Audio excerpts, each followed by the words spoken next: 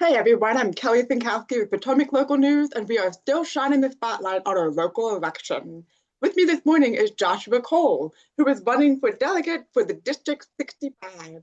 Josh, how are you this morning? I'm well, Kelly. Thank you so much for having me on today. Absolutely. Thank you so much for joining me. And can you go ahead and tell us a little bit about you? Absolutely. So, again, as stated, my name is Joshua Cole, and I am blessed to represent Virginia's 65th House District, which is centered around the city of Fredericksburg, southern Stafford County, and a small sliver of northern Spotsylvania County.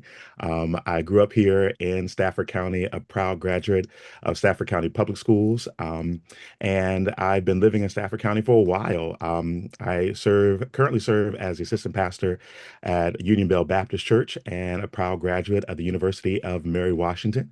And so I'm excited to get back to work for the folks of the 65th District if they are willing to allow me to go back to work for them for the third term. Thanks, Josh. So, for all of our viewers, we invited all of the candidates for this year's election to join us for this interview series. Everyone's answers will be condensed into 5 articles, and all of the videos will be available online for you to watch. So, Josh, we'll go ahead and jump into our first question. Virginia has become the data center capital of the world, but a lot of communities have raised concerns about the land use, the water consumption, and the energy demand. What role should the state play in regulating or guiding data center growth? Absolutely. I think as we have these conversations about data centers, that the localities should be empowered to make the decisions themselves. This is a local issue, and we're seeing that some of the localities can really benefit from having data centers where they are.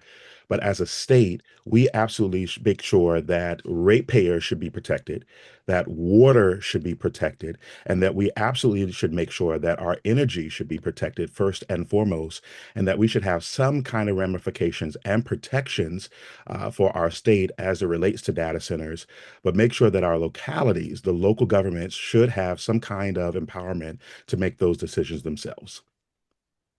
Thank you. So now moving to education, Virginia ranks 26th in teacher pay, even though our students perform at or above the national averages. Mhm.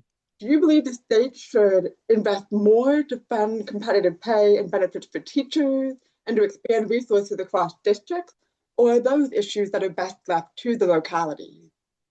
I absolutely do believe that our localities have to make sure that we're paying our teachers what we call competitive to the national teacher average. We are seeing that through the Commonwealth of Virginia, we're losing our educators, whether it's here in Fredericksburg, Stafford County, or even Spotsylvania County. Our educators are moving to Loudoun County. They are moving to Prince William County because our area is not competitive enough with the salaries to Northern Virginia. Our students are performing well in this area, and we need to make sure that we're retaining the good educators that we need.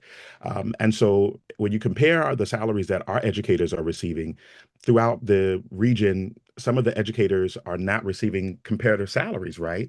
And so we do need to make sure that we are investing in our educators, that we are pulling in educators that are competitive, that are highly qualified, and that are teaching our students that are what we need to teach them, right? And so it's really, really key that we're able to pull in educators that are qualified, that are able to teach our students the best way they can, and that we also want to make sure that our educators are able to teach the students the best way they know how. Because who better to teach our students the way that they know how than the educators who are spending time the best way to teach the students than the educators who are spending the most time with them that they are, right? And so our educators must be empowered. Our educators know the students.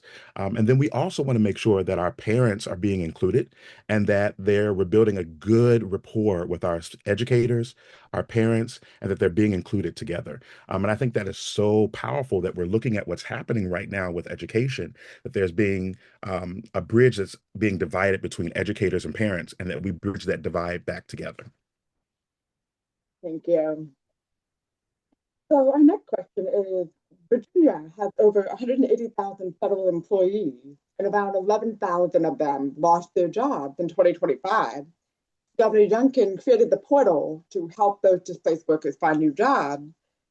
Do you believe that the state should take the lead in supporting these workers, or should localities be the ones handling retraining and economic support for them? I think it's very interesting how these federal workers have very specific job training. These federal workers also have very specific job certifications. And as they are being sent to private workforce, some of these federal workers are not able to find jobs in private sectors, right? And so it's key upon the state government. Some of them are not able to find jobs in this particular side, right? And so it's incumbent upon us as as a state, to figure out how we're going to help them out, whether it's the private sector, whether it's jobs that are able to get them other certifications or find them other jobs that are able to put them in this sector. But we do have to figure out what we're going to do with these federal workforce that is coming over to this side. And it, and that's the biggest thing that we're focusing now. I've been placed on the specific task force in the House that's trying to deal with the loss of federal workforce. And that's the biggest threat that's happening right now. People are losing their jobs, they're coming back home, and we're losing workforce. We are just dealing with people who are now, as I'm knocking on doors, it's amazing to see, and amazing in a negative connotation, right? That there are so many houses that are for sale, for lease, and for rent now because these federal workforce jobs are gone, that people are just picking up and leaving. And it's sad because our neighbors who had these federal workforce jobs are now gone. And that's going to impact our economy here in Northern Virginia and throughout the Commonwealth of Virginia. And those jobs are gone, which means our neighbors are leaving, which means our economy is going to be impacted. And so we absolutely have to figure out what our Commonwealth is going to do because we have to figure out what's going to happen. And so while people are excited to say, and the governor said, Virginia has jobs and we can pick up the slack, the sad reality is some of our friends and our neighbors have specific jobs that are not able to be translated into the state government, that are not able to be translated into the private sector. And so we have to ask ourselves, how are we going to be able to solve this issue? And how are we going to be able to fix this issue? And so whether that's certification programs that private sectors are able to offer to friends and family members, that's great. And if you're able to work with other friends and family members to get them into other jobs and you're able to offer that, that's great. Let's do that, right? But we have to figure that out, and we have to figure that out expeditiously because we're already seeing people start to leave the area, and it's very sad and scary. Thank you, Josh. Our next question. Virginia's statewide tax exemption for disabled veterans has led to millions in lost revenue for some areas. A recent bill passed the General Assembly that would have reimbursed the localities for part of that loss, but if I understand correctly, it was not included in the budget. What steps would you propose to support localities in maintaining essential services without reducing those benefits for our disabled vets?